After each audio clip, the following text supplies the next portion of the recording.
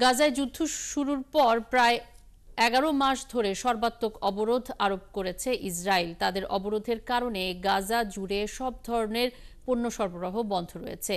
এতে করে অতি প্রয়োজনীয় জিনিসপত্র পাচ্ছেন না সেখানকার মানুষ। এমন অবস্থায় অনেকেই নিজে থেকেই কর্মসংস্থান তৈরির উদ্যোগ নিয়েছেন। অনেক ফিলিস্তিনি উদ্ভাবনী শক্তি কাজে লাগিয়ে চাহিদা মেটানোর চেষ্টা করে যাচ্ছেন। মনিরুজ্জামান বাবুর প্রতিবেদন। যুদ্ধবিধ্বস্ত গাজার অর্থনীতি পুরোপুরি ভেঙে পড়েছে। ইসরায়েলের টানা হামলা ও অবরোধে গাজায় এমনিতেই কর্মসংস্থান কম।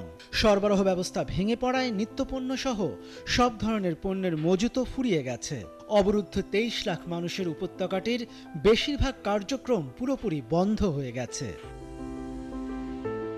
এই পরিস্থিতিতে গাজার অর্থনীতি সচল রাখতে কাজ করে যাচ্ছেন অনেকেই। এদেরই একজন ওমর সামের সাত।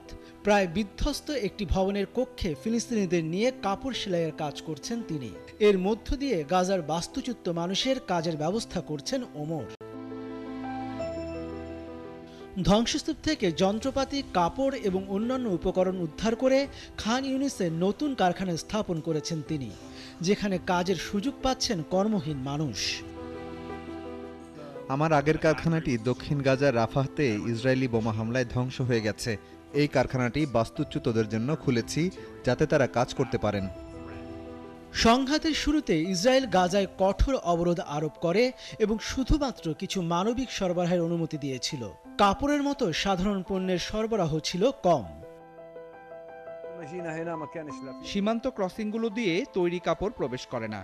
ইসরায়েলি হামলায় ধ্বংস হওয়া এই বাড়িতে আমরা কারখানাটি খোলার সিদ্ধান্ত নিয়েছি, যাতে এটি মানুষের জন্য কাপড় উৎপাদন করা যায়।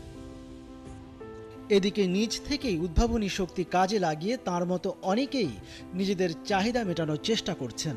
তাদেরই একজন সাবির দাওয়াস। তিনি কাঠ এবং পুরনো কাপড় দিয়ে জুতো তৈরি করে মানুষের প্রয়োজন মেটাচ্ছেন। মনিরুজ্জামান বাবু, ৭১।